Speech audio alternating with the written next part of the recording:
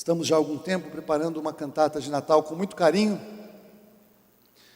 Uma cantata é uma operação logística, é uma operação cansativa, exige muita dedicação de todos os envolvidos, a partir dos que lideram, Lucas, que tem estado à frente desse ministério, é tremendo. Mas nós entendemos que a coisa mais importante não é nós ensaiarmos ou nós gastarmos o tempo aprendendo as vozes, mas nós temos discernido que nós não somos cantores, nem somos. Se fôssemos cantores, fecha o coral, acaba com tudo, porque não há cantores, mas nós somos ministros do Senhor. E nós damos muita importância ao tempo que nós dedicamos em oração antes dos ensaios, ao longo da semana e tudo mais. E ontem de manhã nós estávamos aqui ensaiando, e no tempo de oração que nós tivemos, estávamos ali naquele canto. A Celinha, ela orou de uma maneira que tocou muito o meu coração, porque ela orou com muita profundidade acerca do temor do Senhor. Ela falou isso algumas vezes na oração. E foi interessante porque o Senhor me trouxe, enquanto ela estava orando, eu saí da reunião, eu fiz uma viagem na minha vida, né? E aí eu comecei a me lembrar, quando eu sou filho de crente, como vocês, sou bisneto de pastor evangélico, né? Glória a Deus, foi uma bênção na minha vida essa biografia. Mas então, já desde garoto, meus pais me levavam na igreja, eu me lembro sempre engatinhando por baixo dos bancos da igreja. Acho um absurdo meus pais deixarem eu fazer isso durante o culto, mas eles deixavam e eu fazia, mas eu não tenho culpa, foi culpa deles. Eu engatinhava assim. E aí, eu me converti mesmo quando eu tinha 10 anos de idade, já dei meu testemunho aqui, mas eu lembro, estava lembrando, fazendo as contas, lá pelos meus 16, 17 anos, embora eu estivesse num ministério que não entendia tanto, o ministério do Espírito Santo de Deus nos dias de hoje, eles amavam a palavra. Eles estudavam muito profundamente a palavra, havia um incentivo para isso, mas eu não tinha quem me discipulasse. O pastor era uma figura muito longínqua, até porque ele era bem alto, tinha 2 metros de altura, ele era longe, ele era um homem de Deus, mas ele não tinha essa oportunidade, não era uma cultura, né, naquela igreja de a gente ter esse relacionamento que nós temos, discipulados, os pastores, os líderes, os ministros, de todo mundo poder estar perto, todo mundo ter acesso, né? E meu pai era um mestre na palavra também. Eu sempre me lembro do meu pai na sala de casa, estudando a Bíblia, preparando uma aula, preparando alguma coisa. Ele escreveu no jornal Folha da Tarde, na época, que chamava-se Coluna Bíblica, todas as segundas-feiras, e eu achava impossível, como que ele ao longo de 2, 3 anos, toda segunda-feira ele tinha alguma coisa para escrever para aquele jornal. Eu falava, meu Deus, de onde que ele tira essas coisas, né? Mas aí eu no meu quarto, às vezes eu ia lá, eu frequentei um acampamento de jovens, chamado Acampamento Palavra da Vida. É um lugar muito abençoado, se não for abençoado por nada mais, foi lá que eu conheci a Fúvia, então só por isso é um lugar muito abençoado. Mas lá também haviam pessoas que amavam a Deus e conheciam a palavra. E sempre que nós saíamos, eu passava o mês ali trabalhando na equipe de verão, na equipe de férias de inverno, eu saía com o coração aquecido, né, para a palavra. E eu lembro que, de alguma maneira, o Espírito Santo de Deus, hoje eu tenho certeza, me levou a ler Provérbios. E quando eu li Provérbios, naquela época eu estava meditando em Provérbios, eu atentei para um segredo importante que há no relato de Salomão acerca do temor do Senhor. E o temor do Senhor é um princípio tremendamente importante, como vocês vão ver aqui. Não dá para esgotar em uns 40, 50 minutos de palavra, mas eu quero lançar um desejo no seu coração de conhecer mais acerca do temor do Senhor. Eu quero trazer algumas revelações, alguns princípios para a sua vida. E aí eu comecei a entender o quanto aqueles dias, eu lembro que eu lia, e eu lembro que eu orava em cima desse texto, e eu lembro de coisas na minha vida que mudaram. E naquela época a oração era uma coisa muito assim longínqua, a gente orava para Deus recolher no céu, eu não tinha tanta certeza que Ele respondia uma oração, mas eu tive algumas experiências de resposta, de oração imediatas naquele tempo que eu estava aprendendo sobre essa verdadeira sabedoria do temor do Senhor. E aí eu comecei a ver o quanto ao longo da minha vida, aquelas orações que eu fiz lá com 16, 17 anos, influenciaram muitas coisas. Eu já voltei a esse tema na minha vida algumas vezes, mas fazia muito tempo que eu não voltava a ele.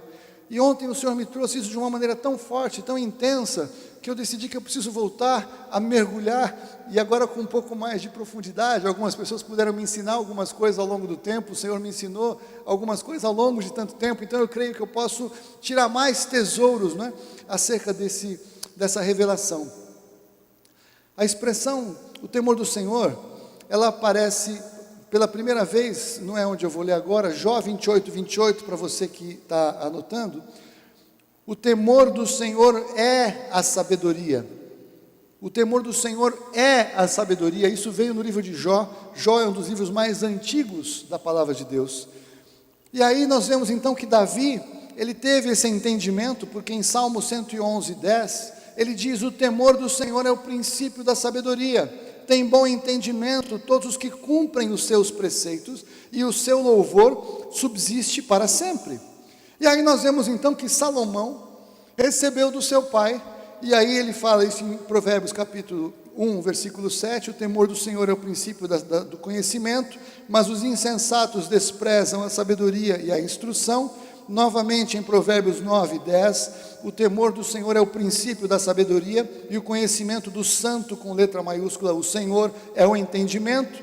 E novamente em Provérbios 15, 33, o temor do Senhor é a instrução da sabedoria, e adiante da honra vai a humildade. É interessante que nós lidamos pouco na cultura cristã da graça com o temor do Senhor. Nós, de uma certa maneira, ao longo do tempo, nós entendemos Deus Pai, Paizinho, Papai, e é verdade. Nós lemos quando Jesus fala: já não os chamo mais servos, mas amigos. E aí nós banalizamos a relação com Deus, e eu vejo, com todo respeito, não estou falando de ninguém especificamente, mas orando o cara lá de cima: e aí Deus é o meu chapa. E eu acho que as pessoas que oram dessa maneira, por mais que sintam liberdade de falar com Deus assim, perdem o temor do Senhor, ou a revelação de quem é Deus, ou a reverência de com quem estão falando, e uma mínima noção de quem é realmente este ser. Como é que nós podemos reduzir Deus a alguma palavra no português, não é isso? A Deus! De uma maneira tão sem noção, como diriam, sem noção de quem é Deus. E se nós entendermos aqui que esta palavra temor, se você for procurar lá no original, no hebraico, temor, ela está associada sim à reverência, sim a tremor, inclusive a palavra medo, não como a principal, mas como uma palavra na sequência daquelas que o tradutor poderia ter usado. Então traz alguma coisa que nós devemos levar em consideração quando nós nos relacionamos com Deus. Se nós nos relacionamos com Deus verdadeiramente, nós temos que ter essa revelação de que os olhos do Senhor, por exemplo, estão sobre todos nós, o tempo todo. Isso aqui já deveria ser assustador para quem gosta de pecado. O Senhor está olhando o tempo todo, não é? Os olhos do Senhor estão. O Senhor conhece a sua palavra antes que ela tenha saído da sua boca. Misericórdia.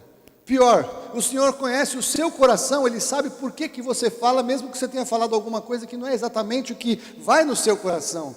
Então, se nós não tivermos temor de alguém assim, se nós não tivermos a revelação de que nós temos que cada vez mais buscar estar em comunhão com Ele, ser transformados pela palavra dEle, porque Ele, pelo menos, glória a Deus, Ele sabe da nossa estrutura, Ele sabe que nós somos pó, Ele não espera coisas que nós não temos para dar, Ele sabe os nossos limites. Então, de um lado, Ele não espera que nós demos a Ele o que nós não temos para dar, mas por outro lado, Ele sabe exatamente o que Ele pode esperar de nós, e quando nós não damos, Ele sabe que nós poderíamos ter dado e não demos.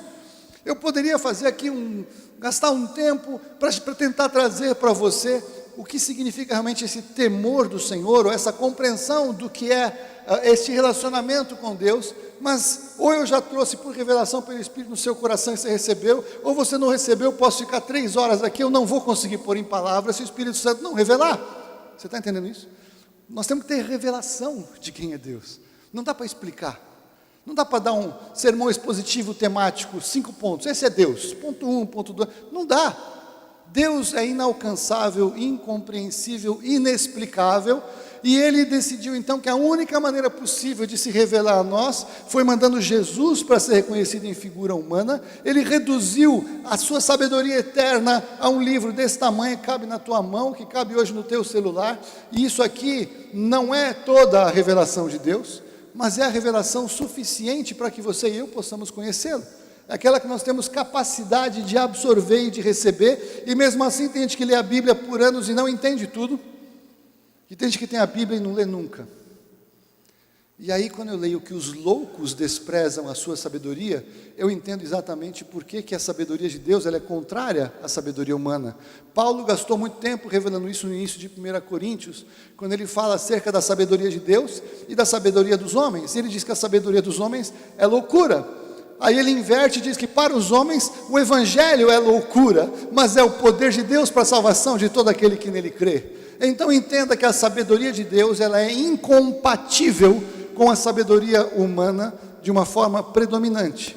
Mas eventualmente a sabedoria humana estará alinhada com a sabedoria de Deus, e nesse caso será uma tremenda sabedoria. A sabedoria humana mais alta, ela sempre está de acordo com a sabedoria de Deus. E a sabedoria humana tida como mais alta, ela é loucura e ela é absolutamente contrária à palavra de Deus, e seus resultados serão desastrosos, porque Deus não tem compromisso com a sabedoria humana, Deus tem compromisso com a sua própria sabedoria que Ele quer revelar. Mas para quem Ele revela? Para aqueles que o temem, aqueles que o levam em consideração, aqueles que buscam relacionamento, aqueles que se achegam a Ele sabendo: eu preciso do Senhor, eu não tenho nada, por mais que eu saiba, eu sei que eu nada sei. Quando nós sabemos que nós não sabemos nada, nós estamos prontos para receber de Deus o melhor. Quando nós achamos que nós sabemos, Ele não dá nada, porque Ele não divide a glória dEle com ninguém. Sabedoria de Deus é o princípio da sabedoria. Você quer crescer em sabedoria para a sua vida prática? Não gaste tempo lendo os últimos 500 best-sellers do mundo. Invista tempo primeiro lendo na palavra de Deus. Se você conhecer a sabedoria de Deus, você vai conseguir filtrar da sabedoria humana o que você precisa e o que você não precisa. Eventualmente você não vai precisar de quase nada, porque as estratégias humanas em todas as áreas que mais funcionam são baseadas em princípios bíblicos. É tremendo isso, em qualquer área, na economia, política, administração de empresas, qualquer uma que você possa imaginar, todas as estruturas motivacionais que funcionam, todas elas têm princípios da palavra de Deus, que é anterior à onda anterior, onde bebeu o líder ou o inspirador anterior, porque a palavra de Deus, ela é eterna. O temor do Senhor é o princípio da sabedoria. E aí sim, por favor, abra comigo em Provérbios capítulo 2.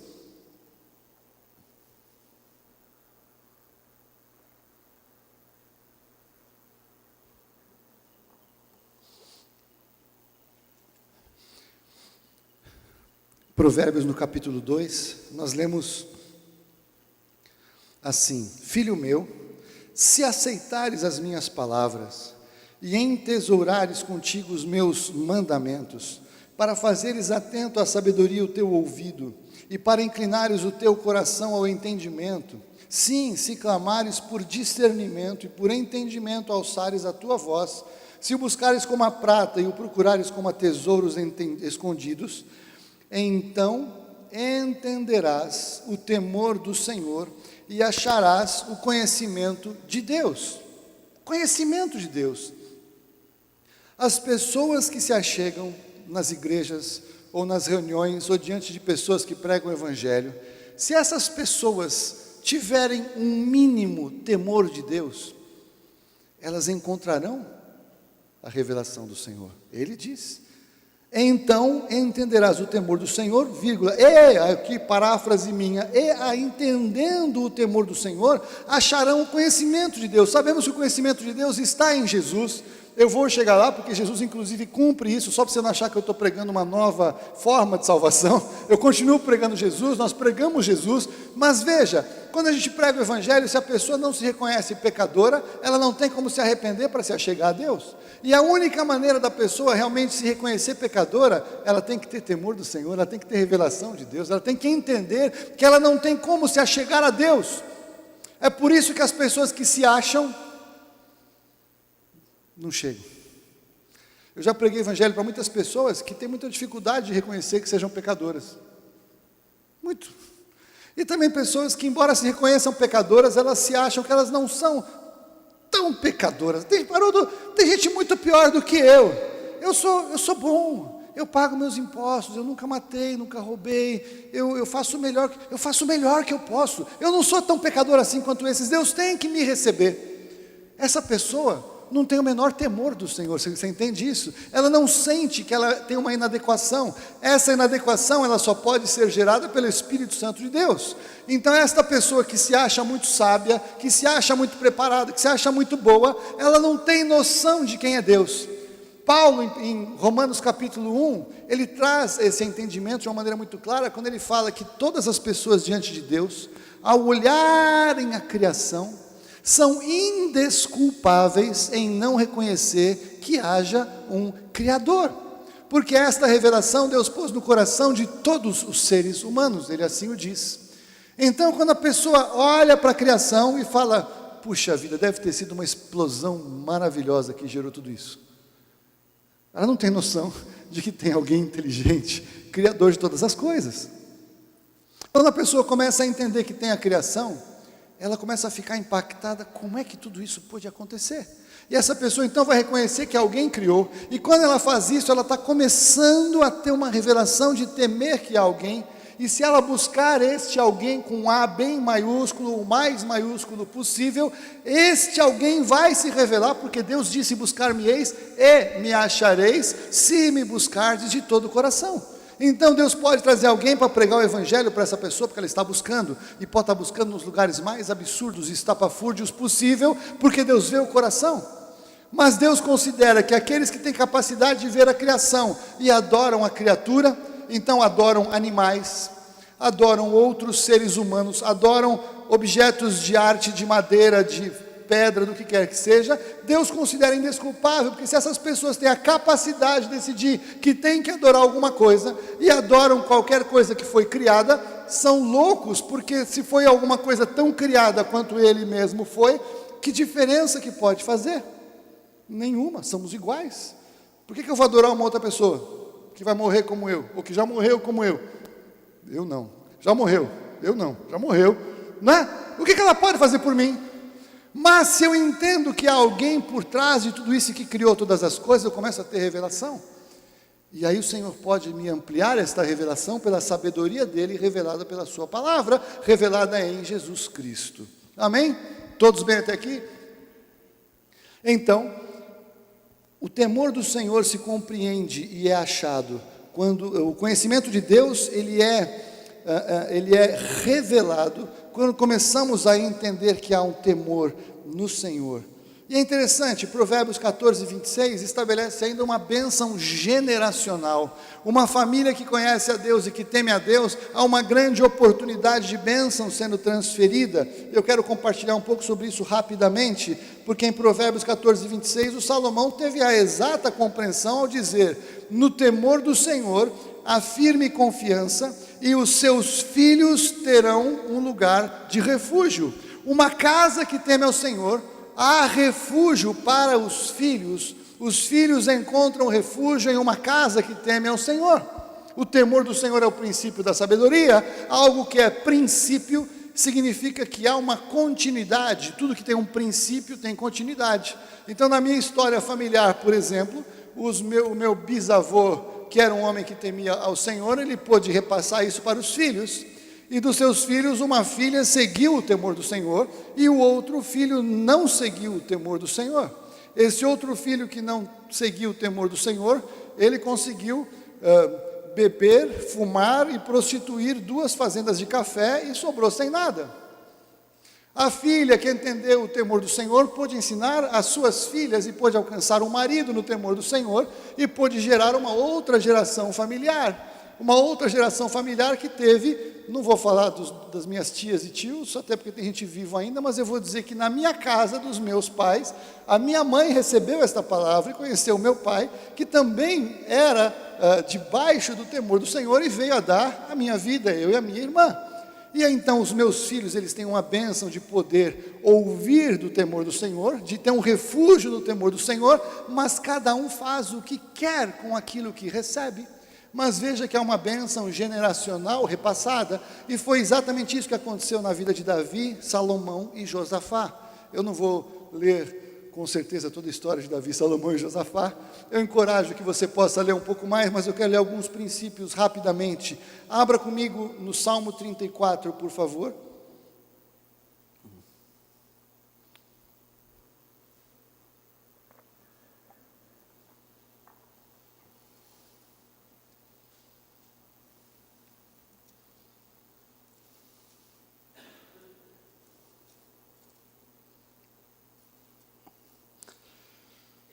No Salmo 34, nós encontramos a seguinte palavra nos versículos 9 a 11. Davi diz: temei ao Senhor, vós, seus santos, porque nada falta aos que o temem. Os leõezinhos necessitam e sofrem fome, mas aqueles que buscam ao Senhor, bem algum lhes faltará. Aí ele diz: vinde, filhos, ouvi-me, e eu vos ensinarei o temor do Senhor. Glória a Deus. Então aqui eu quero fazer uma pausa, para que você entenda comigo uma coisa. Davi foi homem segundo o coração do Senhor, amém? Alguém tem alguma dúvida disso? Está escrito na Bíblia, né? Eu não consigo entender, mas foi. O Davi, ele era um adorador, tremendo adorador. Mas o Davi foi um cara tão pecador quanto você e quanto eu. Igual. Eu não acho que você um dia cobiçou a mulher ou o marido de alguém e mandou matar essa pessoa para você poder ficar com, né? No meu caso seria uma mulher, no caso de uma mulher seria um homem. O Davi fez isso. E porque ele fez isso, a família dele passou por uma tremenda desgraça. Se você for estudar Davi na sua sequência familiar, ele passou uma grande tragédia familiar. Então veja que há uma dualidade na vida de Davi. Ao mesmo tempo que ele é o homem segundo o coração do Senhor, ele estabeleceu o trono de Judá, a raiz de Davi é o trono em que Jesus vai se assentar. Olha que coisa incompreensível. Ao mesmo tempo, ele como pai foi um péssimo pai. Então eu posso dizer para você pai, para você mãe, há esperança para você. Quando você fica frustrado em casa, fala: meu Deus, miserável mãe que eu sou, miserável pai que eu sou, eu não consigo fazer o que eu quero, olha o que eu fiz, olha o que eu errei. Glória a Deus, aqui a cura interior para todos vocês e para mim também, que quando nós erramos como pais, e eu errei muito como pai, Deus que me perdoe, mas eu nunca falei assim, você também não: deixa eu arrumar um jeito de prejudicar a vida dos meus filhos, deixa eu pensar o pior que eu posso fazer para atrapalhar. Ninguém faz isso, fala sério. Eu queria fazer o melhor, eu queria acertar, mas eu errei. Não fiz o melhor, não acertei todas, né? Às vezes eu peço perdão para eles. Se estiver assistindo o vídeo, eu estou pedindo perdão de novo aqui em público para vocês. Cura interior aqui é bom. Precisamos reconhecer, Davi errou muito, mas embora tenha errado, Davi ensinou o temor do Senhor. Olha que coisa tremenda. Davi passa uma herança abençoadíssima, tremenda de revelação de Deus, de conhecimento de Deus. Davi recebeu o reino de Deus pela sua vida e pelo seu coração. Então ele passa bênçãos, mas ao mesmo tempo ele passa coisas ruins, como você e eu. Agora, se a gente focar só nas coisas ruins e não formos buscar as coisas boas para passar para os nossos filhos, será uma grande tragédia, porque vamos passar coisas ruins. Mas se nós focarmos no que nós entendemos da palavra, e se nós formos passar a palavra que passaremos os abençoará e ajudará a atenuar as coisas ruins que passaremos, porque também recebemos coisas ruins. Não vamos livrar a cara dos nossos pais também, não é? É cura interior, os pais também erraram, né? Meu pai e minha mãe eram ótimos, mas também pisaram na bola comigo. Mas veja, Davi disse que, versículo 11, vinde filhos, ouvi-me e eu vos ensinarei o temor do Senhor. Será que ele fez isso mesmo? Fez. Abra comigo em Provérbios capítulo 1.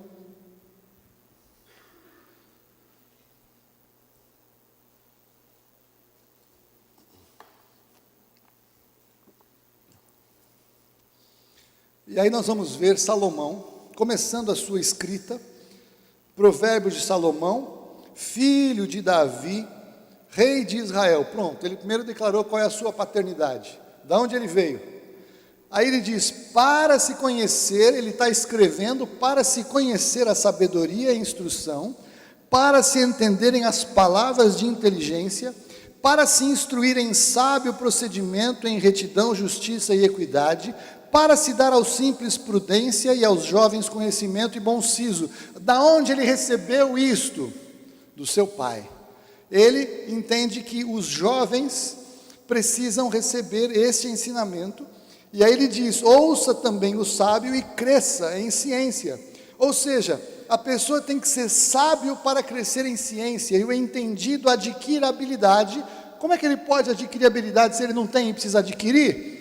Para entender provérbios e parábolas e palavras dos sábios e seus enigmas. Mas aí ele traz o quê? O temor do Senhor. É o princípio do conhecimento, mas os insensatos desprezam a sabedoria e a instrução. Veja o versículo 29. Porquanto aborreceram o conhecimento e não preferiram o temor do Senhor, não quiseram o meu conselho e desprezaram toda a minha repreensão, portanto comerão do fruto do seu caminho e se fartarão dos seus próprios conselhos, porque o desvio dos tolos os matará e a prosperidade dos loucos os destruirá. Mas o que me der ouvidos habitará em segurança e estará tranquilo, sem receio do mal. Olha que coisa terrível. Ao mesmo tempo que receber o temor do Senhor é abençoador, desprezar este temor leva a vida à ruína. Esta escolha é de quem recebe o ensino, não é mais responsabilidade de quem ensinou. Hello! Mas veja, nós sempre achamos que Salomão foi um cara privilegiado por Deus. Mas se fosse eu, né? Deus aparece para mim e fala: Haroldão, o que você quer? Deus apareceu para Salomão e falou assim: pede o que você quiser. Aí muitos de nós pediríamos o que? Senhor, a Mega Sena está acumulada, deixa eu ganhar, compro o prédio para o apóstolo, me dá a Mega Sena que eu compro o prédio. Já ouvi isso várias vezes. Senhor, traz aquela namorada de volta, Senhor, aquela mulher da minha vida, né, tal. Senhor, eu preciso passar de ano, Jesus, né? Fala sério, o que você pediria mesmo se você soubesse que Deus iria fazer, atender um desejo seu? Misericórdia, né? Mas porque Salomão tinha recebido sabedoria do seu pai, porque ele tinha se tornado sábio, porque ele, enquanto era jovem, ele entendia o que o pai dele tinha ensinado e deu valor para aquilo que o pai lhe ensinou. Quando Deus apareceu para ele, quando ele assumiu o reino e falou: pede o que te queres, pede-me o que você quer. Aí o Salomão pediu o quê? Sabedoria. Por que ele pediu sabedoria? Porque ele já era sábio. Ele era sábio em uma dimensão humana. E ele teve então a capacidade de decidir naquele momento diante de Deus que ele queria sabedoria para governar bem. Porque ele pediu a sabedoria para governar bem, aí Deus falou: porque você me pediu isso, e não pediu a morte dos teus inimigos, não pediu riqueza, não pediu honra, não pediu nada, eu vou te dar sabedoria e tudo isso. Aleluia! Então agora a gente já sabe, né? Deus, o Senhor apareceu, eu quero sabedoria, Deus, o Senhor vai dar todas as coisas, né? Não, Deus conhecia o coração de Salomão, ele entendeu que Salomão era sincero no que ele estava falando, e porque isso aconteceu, ele pediu o que era mais excelente. Aí você fala: puxa, se Deus desse isso para mim, Ele dá. A sabedoria dele está disponível para você e para mim todos os dias, diante de você, diante dos seus olhos, o tempo todo. E sabe o que nós fazemos com essa sabedoria? Nós queremos que Deus nos dê uma unção de sabedoria. Alguém põe a mão na minha cabeça e recebe sabedoria e pronto, eu não tenho esforço nenhum e recebo. Não é assim que funciona. Salomão recebeu sabedoria para entender as coisas. Se você for ler em 2 Crônicas, Salomão leu todos os livros disponíveis na sua época, todos eles, sobre todas as áreas de ciência que havia. Salomão, porque ele se tornou sábio, ele entendeu a importância de conhecer as Escrituras, de conhecer a sabedoria, de se desenvolver. Então ele se tornou sábio. Deus não fez ele sábio com o toque de uma vara de condão, porque Deus não trabalha assim. Deus trabalha com esforço, com semeadura. E o Salomão desenvolveu então sabedoria como nenhum outro. Mas ao mesmo tempo que a sabedoria do Senhor entrou na vida de Salomão, a questão ruim da sua família entrou, e o Salomão no fim da sua vida se prostituiu com todas as mulheres que ele arrumou, com os outros deuses, e ele desobedeceu os seus próprios princípios que ele estabeleceu em Provérbios, que ele mesmo escreveu, mas esse é um assunto para outro dia. E ainda assim, esta bênção se transportou e chegou até os dias de Josafá. Vá comigo ali para 2 Crônicas 17. Josafá é descendente de Davi. Eu tinha prometido para mim mesmo que antes de subir aqui eu ia contar quantas genealogias eram, mas eu esqueci. Peço perdão para vocês. Depois vocês acham, essas crônicas estão estabelecidas. Mas ele foi um bisneto de Davi ou qualquer coisa assim. Mas, olha que coisa tremenda. 2 Crônicas 19, 7 primeiro.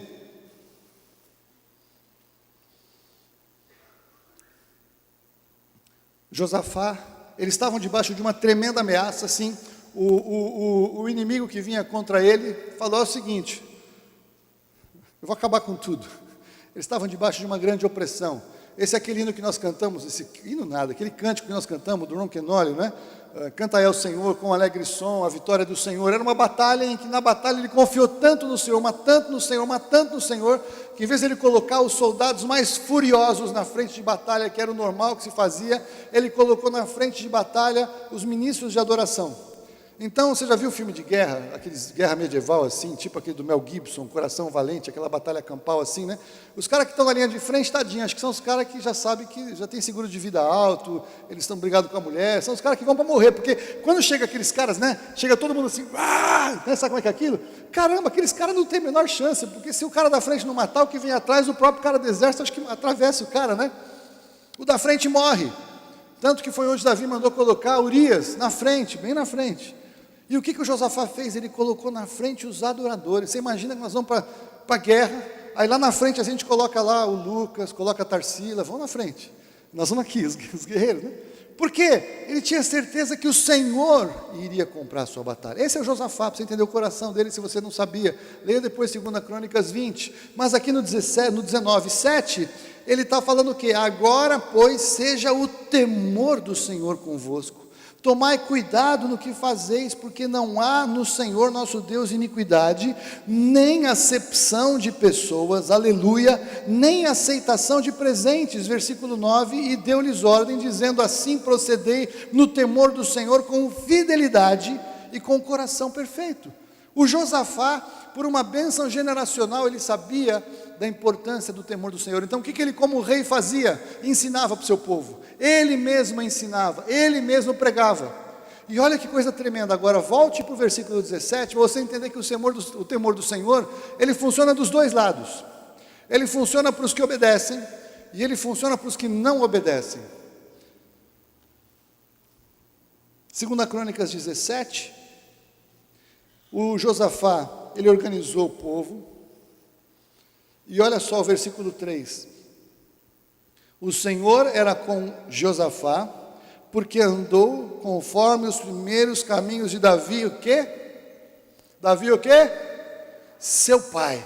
Veja, Josafá, ele entendeu os ensinos do seu pai, que não era o pai, era a sua paternidade, tá certo? Ele era da linhagem de Davi, e aí, veja no versículo 9, a turma do Josafá, ele tinha lá os seus líderes de célula, seus líderes de ministério, ele tinha toda a sua turma, e ele fez o quê? Ensinaram em Judá, levando consigo o livro da lei do Senhor, foram por todas as cidades de Judá, ensinando entre o povo. Então, eles ensinaram a palavra, ensinaram a sabedoria, ensinaram o princípio, e o que aconteceu? Versículo 10, então caiu o temor do Senhor sobre todos os reinos das terras que estavam ao redor de Judá, de modo que não fizeram guerra contra Josafá. Sabe o que eu aprendo aqui, meu querido, minha querida?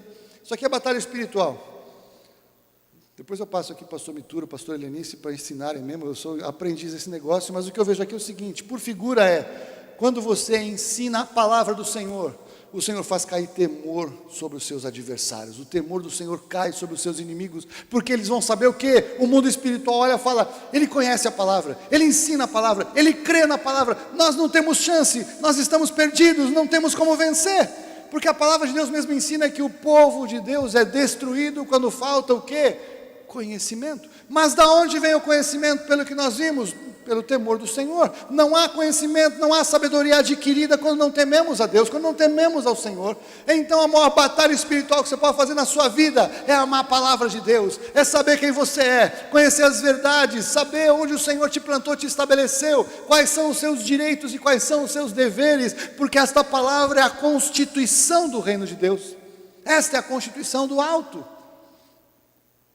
O Josafá, então, generacionalmente, ele cumpriu o que ele aprendeu, o que ele recebeu, o que o pai passou e recebeu. Mesmo ele estando só com Judá, porque Salomão tinha perdido o reino, porque se prostituiu no fim da vida. A bênção generacional passou, quando Deus apareceu no fim da vida de Salomão, quando Salomão fez aquela lambança de até passar no fogo a Moloque. Aliás, parênteses, né? Tem coisa que a gente é sempre bom repetir, nunca chame seu filho, nem nenhuma criança de moleque, porque Moleque são as crianças consagradas para Moloque. Nós não consagramos ninguém para Moloque, nós consagramos ao Senhor, amém? chama de menino, chama de meu querido. Quando for dar alguma bronca, eu falo, não faça assim, meu amado. Mas não chama de Moloque, fecha parênteses. O Salomão, no fim da vida, se prostituiu e Deus apareceu para ele e falou, porque você fez isso e não deu ouvido à minha voz, tudo que eu te dei, eu vou tirar o reino de você. Mas por amor a Davi, teu pai, eu não vou tirar de você, mas vou tirar do teu filho. Mas ainda por amor do Davi, teu pai, eu não vou tirar tudo, mas vou deixar ele com uma tribo. E Roboão, filho de Salomão, ele teve um reino por causa do seu avô, perdeu um reino por causa do seu pai, manteve um reino por causa do seu avô, perdeu 10 tribos por causa do seu pai, depois ele ficou com uma tribo por causa de seu avô. Então veja que o cenário da vida de Roboão foi totalmente influenciado pelo que seus pais fizeram. E justamente Judá foi que sobrou para Jeosafá, descendente de Roboão, reinar. Percebe a questão das bênçãos e das maldições sendo passadas generacionalmente, definindo cenários de vida. Cenários de vida. Mas enfim, o Josafá ele entendeu, então o que o Davi fez errado passou, mas o que o Davi fez de bom passou. E o que o Davi fez de bom ajudou Josafá a administrar bem o que ele tinha e as lutas que ele tinha por causa do seu avô, bisavô, tataravô. Você entende isso, meu querido, minha querida? Você que é pai, você que é mãe, você vai errar. Você é de carne e osso. Tem recursos que você não recebeu do teu pai nem da tua mãe. Ensina o temor do Senhor. Ensine o temor do Senhor, ministre o temor do Senhor. Ore na vida dos seus filhos para que venha o temor do Senhor. Faça o seu melhor, não se confie, eu vou errar mesmo, então tá bom. O Haroldo falou que eu vou errar. Não erre. Não faça isso. Mas o melhor que você pode fazer para os seus filhos é ensinar o temor do Senhor, porque ele vai de geração em geração. Muitos querem ter uma vida boa. Eu também quero. Quem não quer? Né? Quem quer fazer voto de pobreza, de desgraça? Nós não queremos. A palavra de Deus diz que o Senhor Jesus, entre outras coisas, ele se fez pobre para que fôssemos enriquecidos. Esse versículo ele é interessante porque ele manifesta a esquizofrenia gospel em muitos aspectos. O texto diz, Jesus se fez pobre para que fôssemos enriquecidos. E para qualquer pessoa que eu falo esse versículo, eles falam que Jesus se fez pobre. E param aí. É impressionante, vocês já viram isso? As pessoas têm mais facilidade de guardar a primeira metade do que o texto inteiro. Eu fico angustiado com isso. Porque ele se fez pobre para nos enriquecer, para nos tirar da pobreza. E normalmente a pobreza, onde muitos de nós começamos a vida, é uma consequência, como podemos ver, do que os nossos pais fizeram, mas não é o lugar onde nós devemos permanecer, se nós aprendemos o temor do Senhor, porque o temor do Senhor, entre outras coisas, enriquece. Eu vou falar sobre isso já já. Você está entendendo? Não importa onde você está, não importa onde você começou a vida, não importa onde você está nesse momento. Se você temer o Senhor neste momento, se você entender a revelação do temor do Senhor, o temor do Senhor é fonte de vida. Eu vou ler 3 textos em Provérbios, volte comigo para lá, por favor.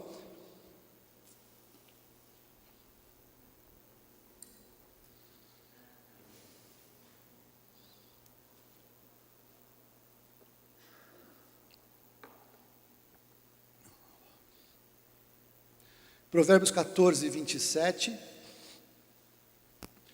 O temor do Senhor é uma fonte de vida para o homem se desviar dos laços da morte. Primeiro ponto, o temor do Senhor tira você dos laços da morte e te traz para a vida. Isso começa, por figura, quando você entende que você estava morto nos seus delitos e pecados, e Ele te chamou para a vida em Cristo Jesus. De cara, o temor do Senhor nos tira dos laços da morte, e depois também ao longo da vida, livra da morte. Eu posso contar algumas vezes que eu fui embora, e Deus não deixou. Talvez que de alguma maneira o Espírito Santo de Deus tivesse me trazido para produzir alguma coisa em justiça, que pudesse me livrar da morte. Nós temos como que uma conta corrente.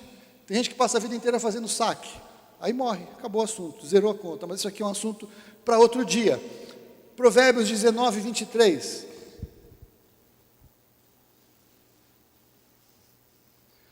Próximo passo. O temor do Senhor, então, encaminha para a vida, quer dizer, o outro desviou dos laços da morte, agora encaminha para a vida, e aquele que o tem ficará satisfeito, e mal nenhum o visitará. Então tira da morte, coloca num determinado patamar. Deste patamar, vamos caminhar para a satisfação e vamos ter vitória contra o mal. Por quê? Porque há a luta contra o mal. Não tem jeito. Nesse sistema que nós estamos, o mundo jaz no maligno. Jesus ensinou acerca daquela parábola dos edificadores que edificar a casa na areia e edificar a casa na rocha. Ele não falou se vier a tempestade, falou quando vier. Jesus ensinando em Mateus 6 acerca das solicitudes da vida, versículo 34, basta a cada dia o seu próprio mal. Todo dia tem um mal que nos assola, todo dia. Aí eu desenvolvi, outro parênteses, eu desenvolvi a teologia do mal, desse de cada dia. Aí eu cheguei à conclusão assim que o mal de cada dia é um sujeito assim baixinho, desse tamanho mais ou menos. Ele não é muito forte, ele é um pouco mais fraco que você consegue dar um pau nele fácil. Então se você, uma figura, né? Se você lutar com o mal do dia, você tem total condição de dar um pau nele e vencer. Só que o que acontece? A gente quer resolver o que vai acontecer na semana que vem, então a gente chama 7 para a briga. Alguns querem resolver o que vai acontecer no fim do mês, chama 30. Alguns querem resolver o que vai acontecer no fim do ano, chama 365.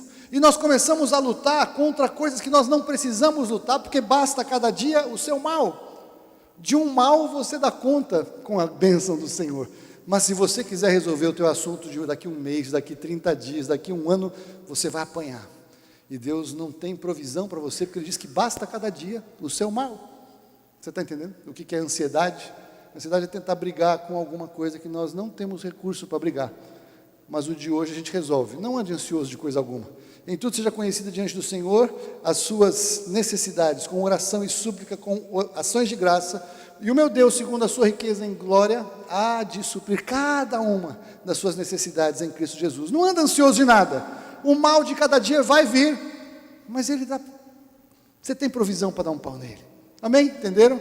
Fecha aqui, voltamos para Provérbios. Então o temor do Senhor encaminha para a vida, aquele que o tem ficará satisfeito e mal nenhum o visitará. Aqui até uma promessa de que nem o visitará.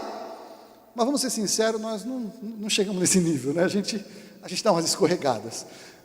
Provérbios 23, 17. Aqui agora nós avançamos um pouco mais.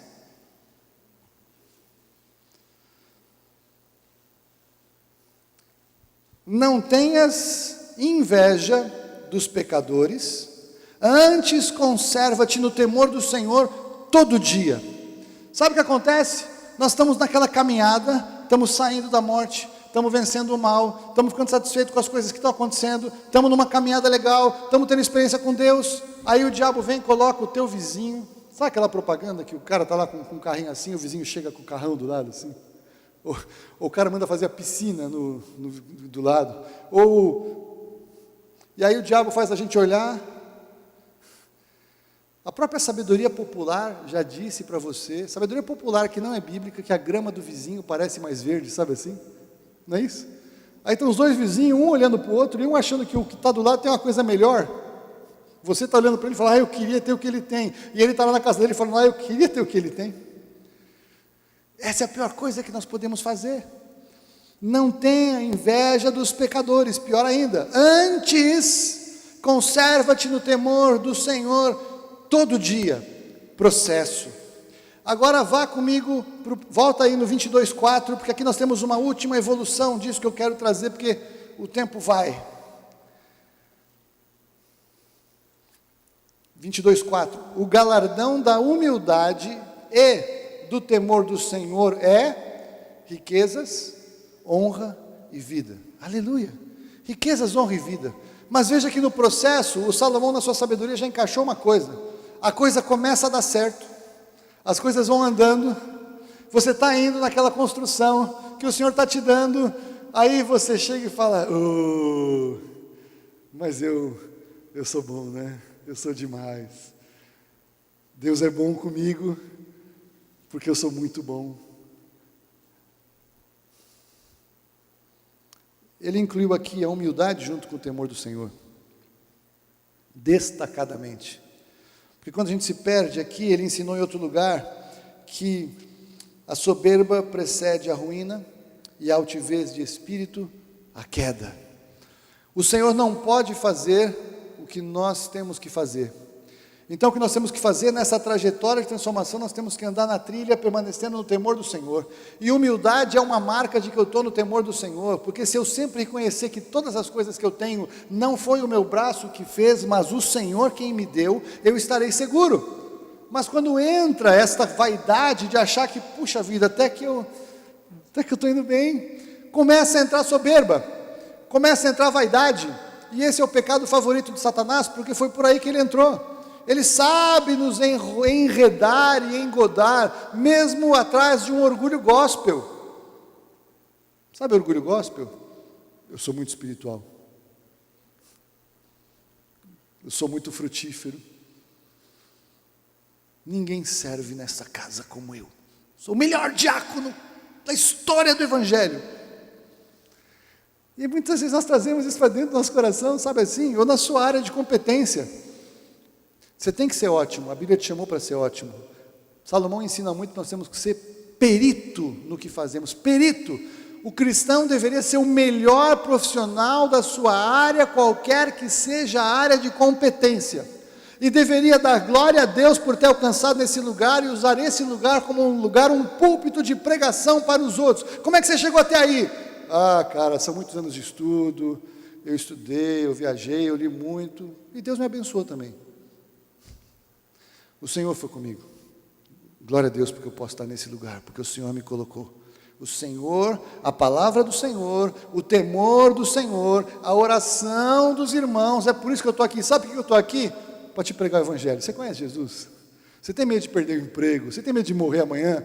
Vem aqui que eu vou te explicar como é que é o negócio. Esse é o objetivo de Deus de nos dar as coisas. Esse é o objetivo de Deus de nos prosperar, nos colocar em contato com pessoas que jamais teriam contato com crente, porque aquele lugar, pela maioria dos crentes, não é nem lugar que crente quer estar.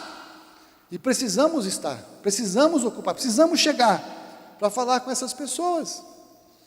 Então o temor do Senhor precisa ter a humildade junto. Poderia aqui falar muitas coisas. Jesus. Para você que está anotando, ou se você não quiser anotar, depois você assiste no YouTube, aí você faz o pause, você viaja, deixa Deus falar com você, mas eu quero dizer que o temor do Senhor é precioso em si mesmo, porque o Salomão ele coloca um outro lado, Provérbios 15:16, melhor é o pouco com o temor do Senhor, do que um grande tesouro e com ele a inquietação. A palavra de Deus diz que nós devemos ser gratos por tudo o que temos. Em tudo sede agradecidos. Alguns de nós passamos momentos de aperto, passamos momentos de dificuldade.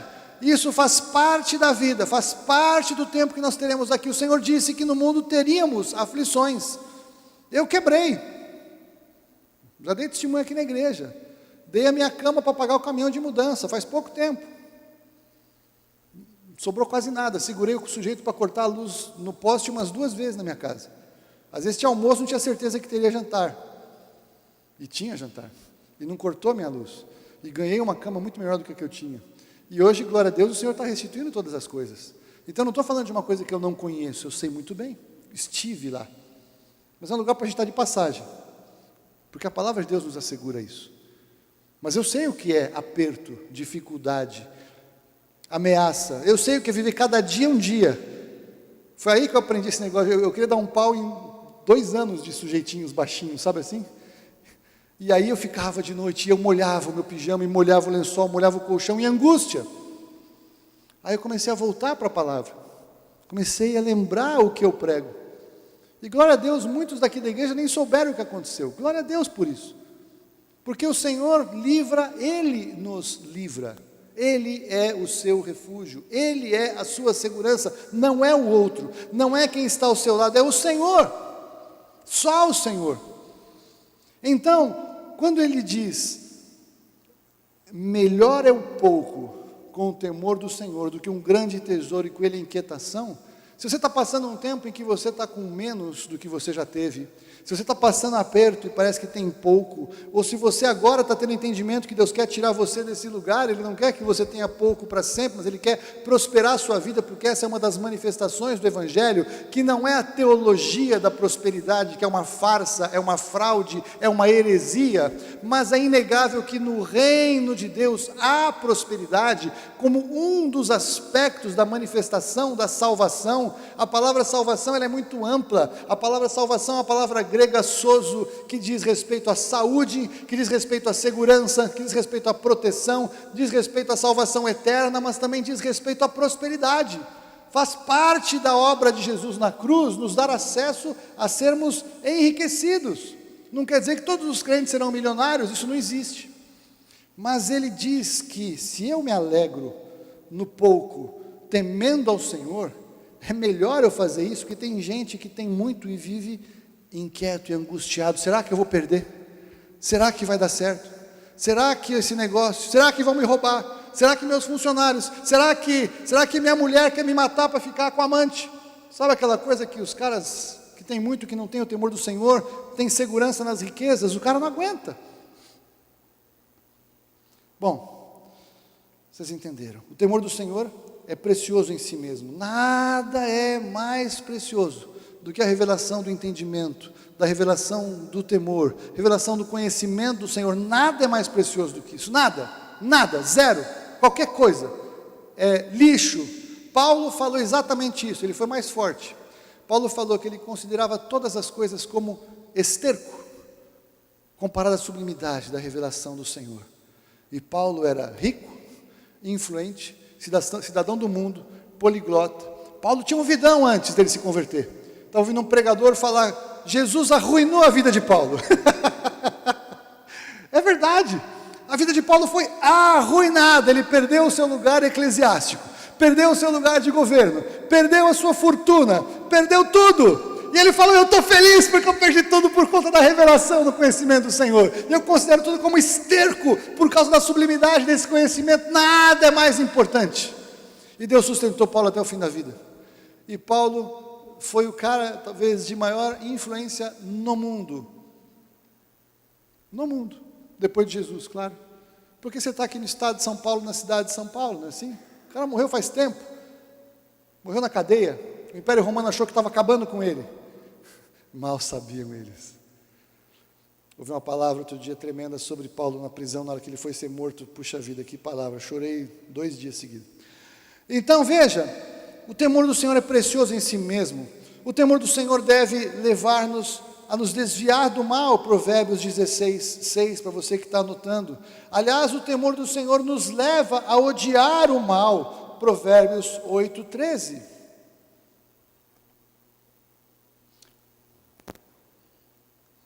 O temor do Senhor aumenta os nossos dias, Provérbios 10:27. Deixa eu me encaminhar para fechar, porque senão eu não saio daqui hoje.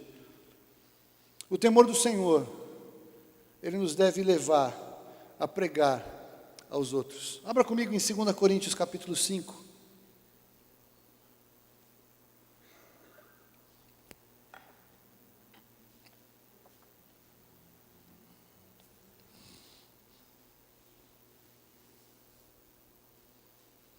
Segunda Coríntios capítulo 5, versículo 11, Paulo falando, portanto, conhecendo o temor do Senhor, procuramos persuadir os homens, mas a Deus já somos manifestos, e espero que também nas vossas consciências sejamos manifestos.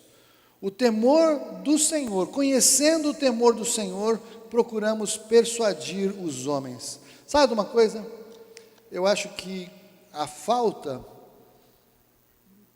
de conhecimento de Deus nos últimos anos da igreja nos tem levado a esse esfriamento, porque muitos de nós cristãos não tememos mais a Deus. Jesus, ele tem uma frase terrível que ele diz o seguinte: não temam aqueles que podem matar o corpo, mas temam aquele que pode lançar a alma no inferno. Quem pode matar o corpo são seres humanos. Não tema o PCC, o ladrão, a violência urbana, não tema isso. Tema aquele que pode lançar a alma no inferno, que é o Senhor. É Deus que lança a alma no inferno. E nós perdemos essa noção, que nós achamos erradamente que ele estava falando do diabo. O diabo não pode lançar ninguém no inferno, porque o diabo será lançado no inferno. Então ele não tem autoridade sobre o inferno. O inferno faz parte do destino eterno dele. Mas Deus pode, deve e vai lançar aqueles que não são dele, aqueles que decidiram não querer aceitar e receber o seu amor e a sua obra de salvação. Estes serão lançados no inferno. Eu fiquei até eu fiquei indignado, furioso, eu li na semana passada, nas páginas amarelas da revista Veja, a entrevista daquele pseudo-pastor das colinas de Marshall nos Estados Unidos, o Rob Bell, que está fazendo muito sucesso. E aquele cara, entre outras coisas, ele prega que não existe inferno, o inferno é aqui. Puxa, tá bom esse inferno aqui, muita gente não precisa ir para o céu, fica aqui pela eternidade, tudo bem, tem poluição, tem um problema, é um lugar maravilhoso aqui, não é um lugar de tormento. Mesmo as pessoas que têm vida difícil, têm seus momentos de refrigério, no inferno não tem nunca. Até escrevi um post que eu fiquei, não é possível aquele cara pregar tanta heresia e ser chamado pastor, ele é líder de uma seita, ele não é pastor evangélico aquele cara, não dá. O que ele prega não combina em nada com o evangelho de Jesus, a não ser que a Veja torceu todas as palavras dele, o cara tinha que processar a Veja. Mas eu sei como é que funciona essa coisa de edição, não dá para você torcer toda a entrevista para dizer que o cara disse o tempo todo uma coisa, uma outra pode perder, mas não o todo do raciocínio dele. E a falta de temor de Deus nos leva a achar, entre outras coisas, que no fim Deus vai livrar a cara de todo mundo. Então não precisamos pregar, não precisamos ser chato. Aliás, a gente não quer ser chato e pregar o evangelho, porque a gente fica constrangido, né? Puxa, eu vou ficar pregando para o cara vai ficar desagradável, o cara está indo para o inferno. Se eu temo a Deus, eu entendo, eu tenho a revelação do que vai acontecer. Então o Pedro fala, prega a tempo e a fora de tempo. Ele fala que nós temos que estar prontos para compartilhar ou para responder acerca da razão da esperança que há em nós. Você precisa saber qual é a razão da esperança que há em você. E você só tem essa esperança se você tem temor do Senhor. Se você tem revelação do Senhor e temor do Senhor, você quer conhecer mais em que você crê, para saber que você não crê o que o pastor aqui na frente prega, se nós somos um bando de maluco, você está perdido. Mas se o que eu prego é verdade, você vê na sua Bíblia, e o que eu estou pregando está na sua Bíblia, igualzinho, pode ter um ajuste de tradução, tem traduções mais contemporâneas e menos contemporâneas, mas não pode falar uma coisa completamente diferente do que eu estou pregando, porque se for assim, pega a tua Bíblia e vai embora, porque eu sou herege e vai procurar um outro lugar. Mas você tem a autoridade de buscar e deve buscar em temor do Senhor, um lugar que prega a Bíblia da maneira certa, porque se você tem temor do Senhor, você quer a revelação dEle, se você tem temor do Senhor, você quer obedecê-lo, se você tem temor do Senhor, você quer saber o que diz respeito ao seu futuro, precisa. Então, se nós não sabemos exatamente, nós não teremos temor do Senhor, nós não vamos querer persuadir ninguém. Não, Haroldo, tem que respeitar a religião, ele tem uma outra religião, deixa ele lá. Mas como deixar ele lá se ele está indo para o inferno numa religião falsa, uma religião de Satanás para enganar as pessoas? Não posso deixar. Esse negócio do politicamente correto é desenhado para lançar uma mordaça nos crentes, que não podem mais pregar pecado, não podemos mais confrontar a ideologia, não podemos mais confrontar o que é pregado. Por quê? Respeita. Da onde você acha que vem isso? Do céu? Vem do inferno. Nós não temos que ser politicamente correto. Aliás, vai chegar um momento no começo da grande tribulação que pregar o evangelho, o camarada vai perder a cabeça. Literalmente. É melhor perder a cabeça por Jesus agora do que perder depois.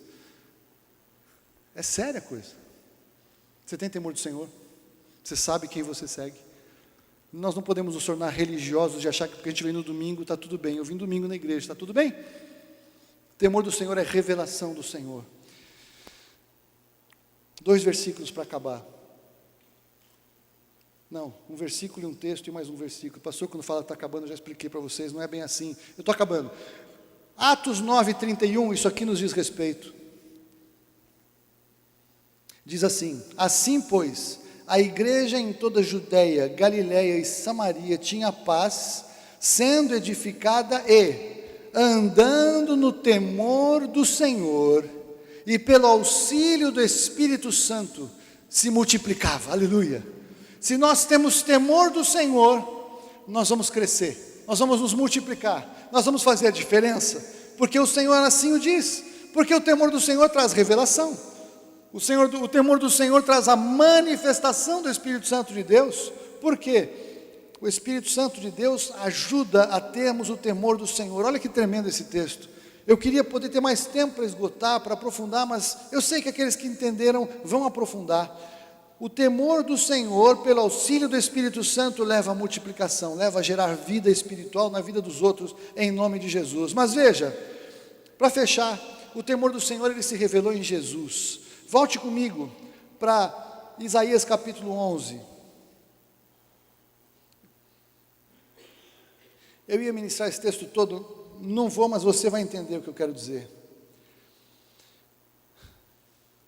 Isaías 11:1 começa assim: então brotará um rebento do toco de Jessé, e das suas raízes um renovo frutificará. Está falando de Jesus.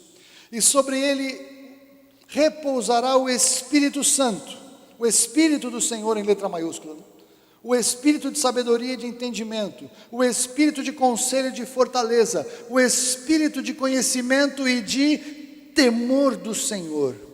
E ele se deleitará no temor do Senhor, não julgará segundo a vista dos seus olhos, e nem julgará segundo o seu, nem julgará segundo o ouvir dos seus ouvidos, mas julgará com justiça os pobres, decidirá com equidade em defesa dos mansos da terra, ferirá no futuro a terra com a vara da sua boca, e com o sopro dos seus lábios matará o ímpio. Aleluia.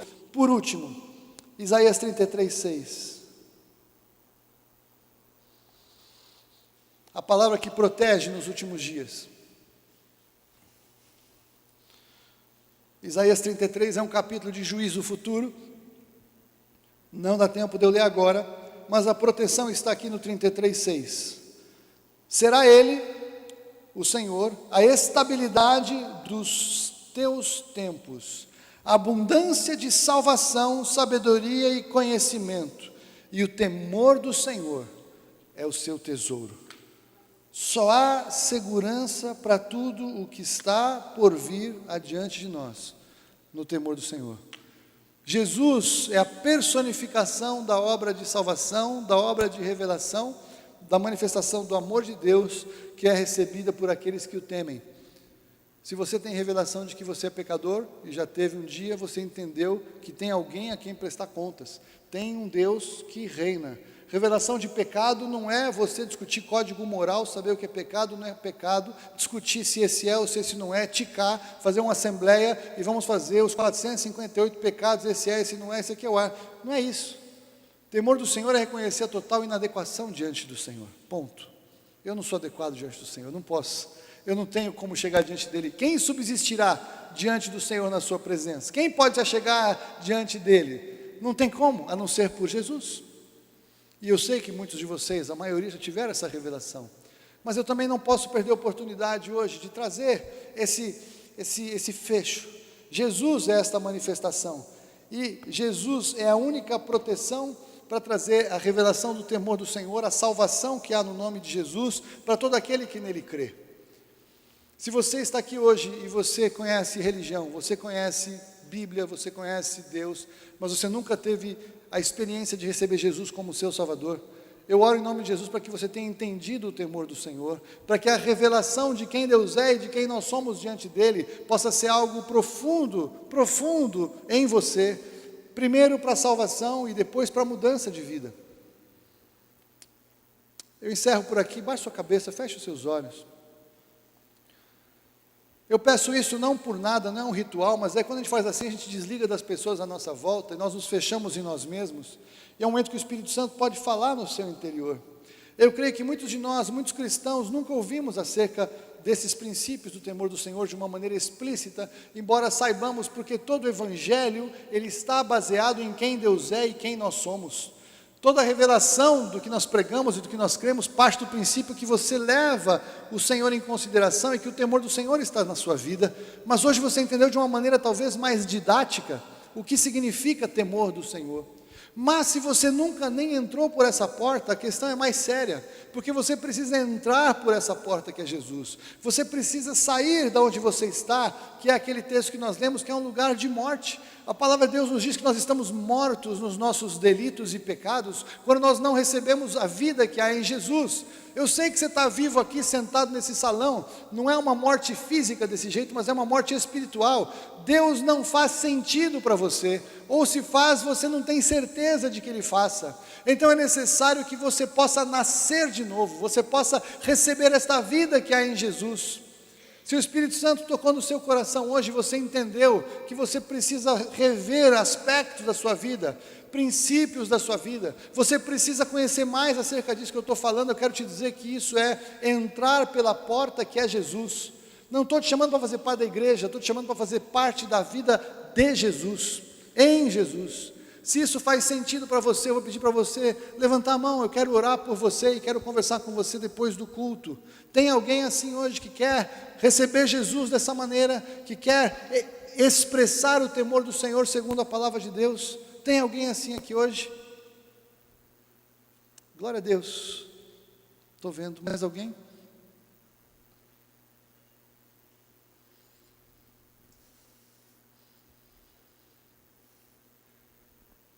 Mais alguém?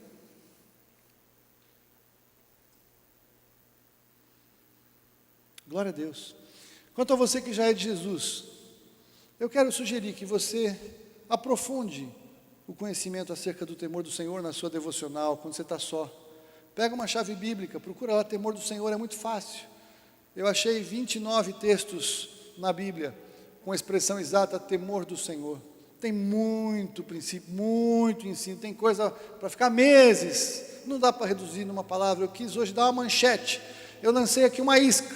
Eu quero que você seja pescado por Deus com essa isca, e você aprofunde o conhecimento e a revelação do temor do Senhor, que é o princípio da sabedoria. Tem um texto que diz que o temor do Senhor é o princípio da sabedoria, o que ganha almas é sábio.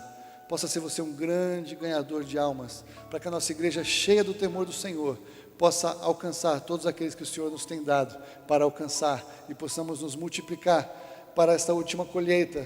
Os dias se abreviam, os tempos vão se fechando, é tempo de estarmos alinhados com o Senhor e com o seu temor, e você também, com certeza.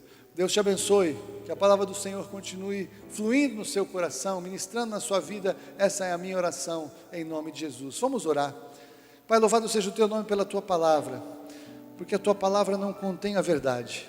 A tua palavra é a própria verdade, a expressão da verdade, a manifestação da verdade, segundo a tua sabedoria eterna, que é tão inalcançável e incompreensível para nós, mas que nós recebemos em Jesus, recebemos pela fé, recebemos pela tua palavra. Nos alegramos porque o Senhor fez possível que de alguma maneira pudéssemos compreender algo do Senhor que é suficiente para a nossa salvação, é suficiente para termos acesso e relacionamento contigo, para louvor da tua glória. Pai, eu peço que o Senhor aumente esta compreensão do temor do Senhor no meu coração, no coração dos meus irmãos aqui nesta manhã, que assim querem em sinceridade, porque o Senhor sabe, e que o Senhor possa despertar no coração daqueles que não deram tanta importância assim, a revelação, ó Deus, da urgência desta compreensão, para que todo o Evangelho, toda a obra de Jesus possa fazer ainda cada vez mais sentido profundo nos nossos corações. Senhor, abençoa aqueles hoje que ainda não te conhecem, que possam ser despertados, possam te conhecer, possam te encontrar enquanto há tempo. Em nome de Jesus eu oro e te agradeço. Amém. Amém. Glória a Deus, o Senhor é bom e o seu amor dura para sempre. Amém.